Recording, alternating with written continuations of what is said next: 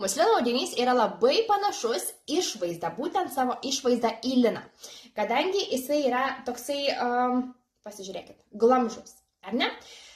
Sakyčiau, dabar yra audinukai. Yra glamžytas audinys, kuris yra tikrai gofruotas toksai, yra lino audinys, kuris yra glamžytas, tačiau kietas, ir yra muslino variantas, kuris yra, sakyčiau, toks viduriukas.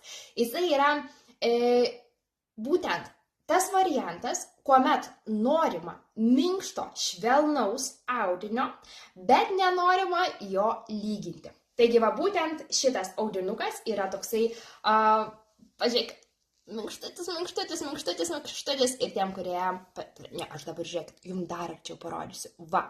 Dabar, man atrodo, jau matosi dar geriau tas pats audinys. Taigi turėsime to jau daugiau spalvų. Bus ir persikinė, ir rožinė, ir žalia, ir chaki spalvos. Va štai šitas irgi